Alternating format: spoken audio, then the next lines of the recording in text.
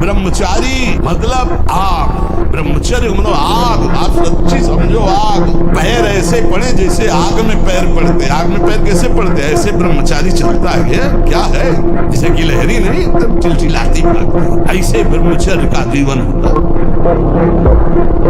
है। सिहार नहीं पैदा होते सिंहों के सिंह ही होते। हरिदास सिंह होता है। एक गर्जना में लाखों का कल्याण होता है। आस्याम्यास्थाय धैर्यम मम निज परमाभीष्ट सिद्धिर्भवत्रे। हे हरि, कैसी भी परिस्थिति हो मेरे को कोई नहीं रोक सकता, क्योंकि मेरा धैर्य है आपसे है। जैसी परिस्थिति देना चाहो दे दो। जिद्दी स्वभाव चाहिए, घुटने नहीं देख सकता, हार नहीं सकता। अगर भगवान का दास हो, अविनाशी का बच्चा हो तो गिरा नहीं सकते। कितने बार गिराओगे, जितनी बार गिराओगे उतनी बार हम बलवान होंगे, उतनी बार हम वो सूत्र देखेंगे। अब मैं फिर कहां से हो रहा हूं, निकल जाएंगे। आप शरीर पवित्र रख के देखो, 1 महीना जूठा मुंह मत रखना, शरीर पवित्र रखो और ब्रह्मचर्य रह के देखो। 1 महीने में आपको ऐसा लगेगा आप देवता हैं। 1 महीने में लगने लगेगा, एक मतलब दिव्यता आने लगेगी। और ब्रह्मचर्य के लिए व्यायाम अति आवश्यक है। जैसे बिल्कुल सीधे देहाती व्यायाम, दंड बैठक। आज जो चेहरे पे चमक नहीं है, आज जो शरीर स्वस्थ नहीं, तो क्या भोजन नहीं खा रहे? क्या नहीं, सब खा रहे, पर व्यायाम नहीं कर रहे, संयम नहीं। इसके कारण न चेहरे पे तेज है, न बुद्धि में प्रकाश। बुद्धि चतुर है पर उसमें ज्ञान का प्रकाश नहीं है। खूब खा पी रहे हैं पर शरीर में बल नहीं है, अध्यात्म बल नहीं, क्योंकि काम आदि ने शरीर को नष्ट कर दिया। ये योद्धाओं का काम है कि जैसे हजारों घाव लगे फिर भी दुश्मन की तरफ बढ़ता चला जाए, ऐसे लक्ष्य की तरफ बढ़ता चला जाए। हर कष्ट, हर बात में हम अविनाशी हैं, अविनाशी के बच्चा है, भगवान का अंश हूं मैं। फिर आगे बढ़ो। हनुमान जी को कोई परास्त क्यों नहीं कर पाता था? 2 कारण थे। चरित्र पवित्र, चरित्र पवित्र और भगवान का चिंतन। हाहाकार मचा दिया, ऐसे जैसे उठा नहीं लगाया जाता, ऐसे ऐसे पकड़ के राक्षसों को मसल देते। एक भूसे में हजारों को बाल ब्रह्मचारी और भगवान की शक्ति से संपन्न। सूर्य जिसके सोने पर उदय हो गया, उसकी आयु, बुद्धि, श्री, कांति सब क्षीण हो जाती। कौन मानता है? रात्रि के 2-2, 3-3 बजे तक जगना और सुबह 10-11 बजे तक सोना, ये दिनचर्या है। तो हमारी राय है सात्विक भोजन कीजिए और व्यायाम कीजिए। करते हो व्यायाम? ये जो लोग सुबह 8 बजे तक 9 बजे तक सोते रहते हैं और सोचते रहते हैं कि हम ब्रह्मचर्य रह पाएंगे या स्वप्न दोष से निकल पाए, कभी नहीं हो सकता। भगवान सूर्य जब उदय होते हैं तो आपकी आत्मशक्ति नष्ट होने लगती है। यदि आप उठ करके उनका स्वागत न करें, अर्घ्य न दें, प्रणाम न करें, जग कर भगवान नाम जप न करें।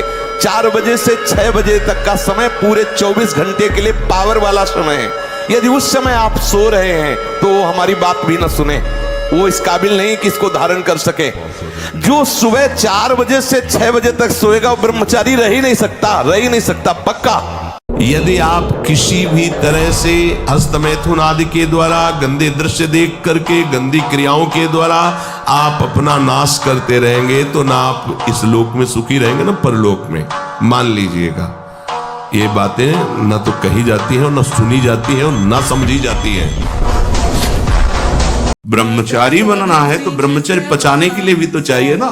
अगर तुम्हें व्यायाम ही करना है, तुम जवान हो और 3-4 खंड की सीढ़ी तो नीचे आओ, नीचे से ऊपर 11 बार उतरो, दौड़ो, अभी व्यायाम हो जाएगा। नीचे सीढ़ी से शुरू करो और ऊपर तक जाओ, फिर नीचे आओ, फिर ऊपर 11 बार करो, देखो पसीना आ जाएगा। दौड़ो।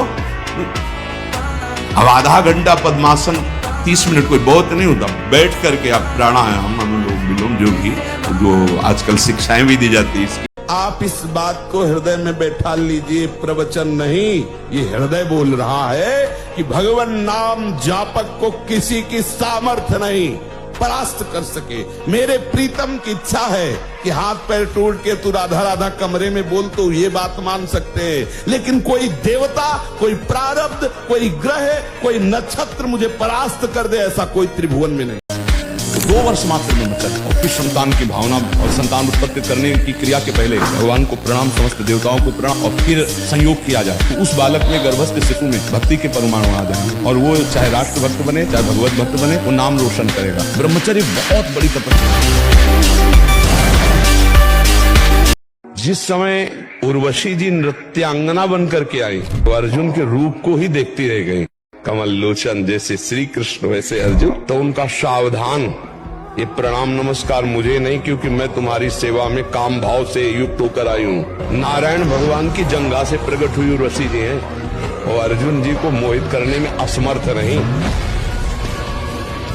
जो धारणा करने की सामर्थ्य सुना वो एकदम वो ब्रह्मचर्य में होते हैं। ये जो मतलब थोड़ी देर में सो जाना, थोड़ी देर में चेहरे बुझे हुए, काहे अंदर कई प्रश्न उत्तर, अंदर कई वासनाएं, ये सब मिटा दो। इनको मिटाने के लिए अवसर मिला है। कड़ा जीवन, तपमय जीवन। हाँ, एक नियमावली, जो समय उठने का उसी समय उठे, जो समय का शयन का वही समय, जो आहार का और ठीक आहार के समय थोड़ा आहार ले लो। कम ब्रह्मचर्य नजर आता है। शर्माने की बात नहीं है, यहीं से सुधार होता है। बड़े बड़ों को भोगना पड़ता है, इसलिए कोई यहाँ भगवत विधान में छल कपट नहीं चल सकता।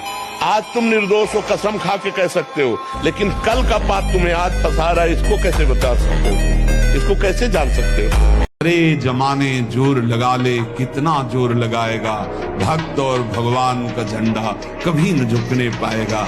अब ये विचार कर लो कि भगवान जो करेंगे तुम्हारा मंगल करेंगे, पक्का समझो बहुत बड़ा मंगल उनका विधान होता है। तुम भगवान के मंगल विधान में सदा सर्वदा प्रसन्न रहो। ब्रह्मचर्य एक महान बल, महान तेज है, जो कभी तुम्हें झुकने नहीं देगा, टूटने नहीं देगा। ब्रह्मचर्य के अभाव में सुख का परिचय, उन्नति का परिचय असंभव। ब्रह्मचर्य इशलोक परलोक ब्रह्म सुख सब प्रदान करने में समर्थ है। इशलोक परलोक और ब्रह्म सुख, भगवत सुख समर्थ है प्रदान करने में। ब्रह्मचर्य चारों पुरुषार्थों का मूल है, धर्म अर्थ काम मोक्ष। बोले नहीं चाहिए हमें तो प्रेम चाहिए, तो जगते भयो फिरे बैरागी, वृंदावन रस में अनुरागी। बूढ़ा हो गया हूं, नहीं तो जटायु ने तो युद्ध करके वीरगति को प्राप्त हुए। रावण को अपनी चोंच और पंजों से फाड़ के फेंक करके जानकी को उठा करके राम जी के पास रख देता है, इतनी सामर्थ्य है। मनुष्य का चेहरा आनंद में बनाया गया है, मुख प्रसन्न तन तेज विराजा, कीनेस रामचंद्र कर काजा। दर्शन करने योग्य मनुष्य जीवन है, पर उनका वो आनंदमय हंसमुख चेहरा ना होकर दुखी उदास, आनंदमय हंसमुख मुस्कुराता हुआ चेहरा ब्रह्मचारी का होता है, भगवत चिंतन करने वाले को होता है, संयम से चलने वाले को होता है। इनके चेहरे दुखी उदास खिन्न, न जाने कितने तरह के चेहरे में विकार उत्पन्न हो जाते हैं।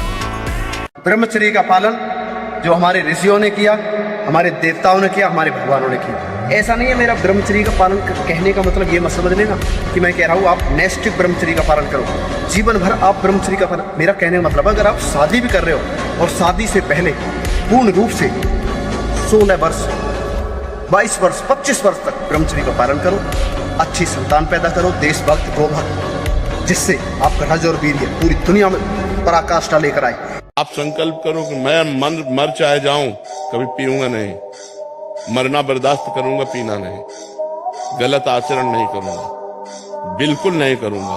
वो अंदर एक सॉफ्ट जगह रखता है, हाँ कभी तो हो सकता है उसी जगह में प्रहार करो, नहीं कदापि नहीं, कदापि नहीं। शरीर का श्रृंगार, शरीर की शोभा, शरीर को सुख आराम देने की भावना वाला कभी ब्रह्मचारी नहीं हो सकता। बहुत सावधानी की जरूरत है और व्यायाम अत्यंत आवश्यक है। ये नहीं कि हम बहुत सेवा करते, नहीं। अरे ब्रह्मचर्य को पचाने के लिए 1 घंटा व्यायाम की जरूरत है। दवा कोई वर्जिश से बेहतर नहीं, नुस्खा है कम खर्च, बालान से शक्ति बढ़े, फुर्तील है, चोट न अधिक पिराए, अन्न पचे चंगा रहे, कसरत सदा सहाय। जो इस शरीर में अहंकार कर लेता है, शरीर का अहंकार, मैं स्त्री में पुरुष, मैं विद्वान में जवान में रूपवान में गुणवान में धनवान, इस अहंकार के अंतर्गत ही आता है। और जो घर में आसक्त होकर ममता कर लेता है, ये मेरा मकान, ये मेरी दुकान, ये व्यापार, ऐसा वो इस धंधे में ऐसा फंस जाता है कि फिर उसे धाम जाना है, सत्संग करना है, नाम जप करना है, भगवत भजन करके जीवन मुक्त होना, ये सब उसके लिए बेकार की बातें लगती है। अगर आप पापाचरण करते हैं तो इसी जन्म में तुमको, जो विद्वान उपासक वाणी का वेग, मन का वेग, क्रोध का वेग, हिंसा का वेग, भूख का वेग और जनेंद्रिय जनित मैथुन का वेग जो सह जाता है, वही महात्मा निरंतर भजन कर सकता है, वही उपासक निरंतर भजन कर सकता है। आने की जरूरत नहीं। मन जो निराश या घबराहट पैदा करता है, इसका मतलब साधु संग नहीं है। साधु संग हो तो फिर ऐसा कैसे हो सकता है? अरे एकदम बादशाह के बच्चे हो यार, भगवान के बच्चे हो, अविनाशी के बच्चे हो, इतना घबराने की जरूरत नहीं है। मन तुम्हें घबराहट पैदा करेगा, नाम जप करो, उसको घबराहट पैदा हो जाएगी। आपको यदि लगता है झूठ बोलने से हमें 1000 का फायदा हो जाता है, तो 10,000 का पीछे नुकसान आ रहा है जिसे तुम नहीं देख पा रहे हो। माना सत्य बोलने से आपको 4 रुपए मिलेंगे और झूठ बोलने से 400 मिलेंगे, लेकिन आप ध्यान रखना, अगर झूठ बोल के कमाओगे तो ऐसे बच्चे पैदा होंगे कि जिंदगी भर उनकी तुम्हें सेवकाई करनी पड़ेगी और अधर्माचरण में तुम्हारी प्रवृत्ति बढ़ेगी। जीवन भर रोग, प्रपंच, क्लेश, अशांति, इससे आप दुखी रहोगे। पहला है शरीर का श्रृंगार, दूसरा है स्त्रियों से संसर्ग, संभाषण, बातचीत आदि आदि, तीसरा है पौष्टिक और स्वादिष्ट भोजन। ये महान भयंकर हैं 3 बातें जो साधक को नष्ट कर देती है। शरीर का श्रृंगार करना, माताओं बहनों से काम भाव से युक्त होकर किस तरह का व्यवहार, बातचीत, ऐसा आप सफाई पेश कर सकते हैं। भैया सफाई पेश करने की बात नहीं, आप खुद देख लीजिए। आपका अगर दृष्टि ठीक है, आपका भाव ठीक है, आपका व्यवहार ठीक है भगवान को साक्षी करके, तो कोई दोष नहीं है। लेकिन यदि आप अंदर से दूषित हैं तो आप बचिए। और स्वादिष्ट बलिष्ठ भोजन, आप संशोधन करने वाले उपासक को जरूरत नहीं, कोई जरूरत कर रहे हैं। भगवान का बल, भगवान का आश्रय, तो भाग्य क्या करेगा? भाग्य क्या करेगा? हमारे शरीर को नष्ट कर दो, भाग्य क्या करेगा? हम अविनाशी दूसरा शरीर धारण करके फिर भजन करेंगे, भगवान की प्राप्ति करेंगे। तू अपने को समझ, भाग्य के अधीन होके नहीं बैठना। नाम जप कर पहले खुद डट के, और ये विचार कर कि मैं भगवान का अंश हूं, मैं परमात्मा का अंश हूं। जिधर कदम रखेगा उधर विजय ही विजय होगी। पूर्व की खेती तो बिगड़ी हुई थी हमारी, अब पूर्व को लेकर वर्तमान की बिगाड़ दे तो मूर्खता ही है ना। वर्तमान की खेती चकाचक करो, उत्साह संपन्न, मदीर विशुद्धम, क्रिया विधिज्ञम, व्यसने सुसक्तम, सूरम कृतज्ञम, दृढ़ सौहृदम, लक्ष्मी स्वयं यात निवास है। ऐसे थोड़ी है। चरित्र जब तक ठीक नहीं होगा तब तक ये बात नहीं रहेगी। तो चरित्र को इस समय तो बिल्कुल कुछ समझे नहीं जा रहा है। चरित्र को तो बिल्कुल रद्दी कागज किया जा रहा है। और जबकि हमारे यहाँ भारत में चरित्र की ही पूजा होती है। रावण किस बात में कम था? उत्तम कुल पुलस्त करना थी।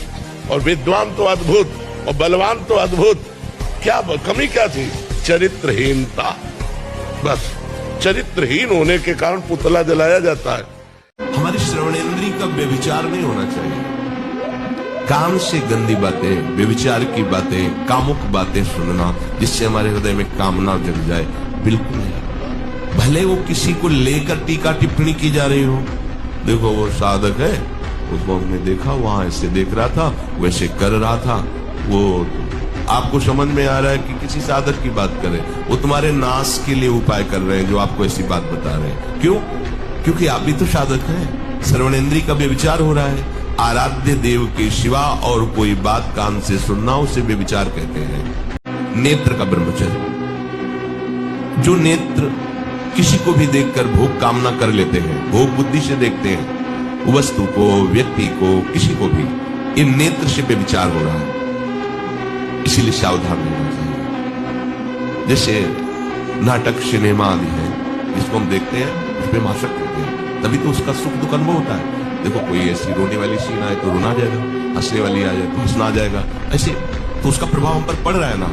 तो हम किसी के अभिनय करने वाले के अंग प्रत्यंग को देख रहे हैं और वो कामुक होकर कोई काम चेष्टा कर रहा है या कोई ऐसा, वो सारा का सारा मन कवर कर रहा है आपका, और एकांत होते ही फिर जो मन अपना मनमानी करवाएगा आप नहीं सह पाएंगे। इसलिए नेत्र का ब्रह्मचर्य सबसे पहले शुरू करें। ब्रह्म मुहूर्त में उठ के देखो आप 4 बजे उठिए, थोड़ा जल पीजिए, सोच जाइए, इसके बाद कपड़ा पहनिए पवित्र होके और फिर दौड़ लगाइए, दंड बैठक मारिए, थोड़ी देर घंटा आध घंटा नाम जप कीजिए, भगवत ध्यान कीजिए, फिर अपने काम में चले जाए। देखो आपका चेहरा, आपका जीवन प्रकाश में रहेगा। जैसे दाद होती है उसे खुजलाओ तो अच्छा लगता है, पर बाद में फबद जाती है। बस दाद जैसा सुख मिलता है उसको खुजलाने का, और उसी को सुख समझता है। अभी अज्ञानी है, जानता है नहीं, वो वीरपात जैसी भयानक मतलब वृत्ति उत्पन्न हो गई। अब उसको किसी दूसरे की जरूरत नहीं, तो अब वो उसे खिलवाड़ समझता है। ऐसे से बच्चे मिले जो दिन में 8-8 बार हस्तमैथुन करते हैं,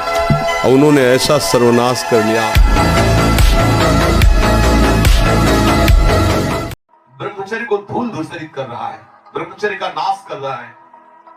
कोई समझ ही नहीं रहा कि कितनी बड़ी हम भयानक गलती कर रहे हैं। ये वीर शक्ति हमारे प्रभु की अद्भुत कृपा है।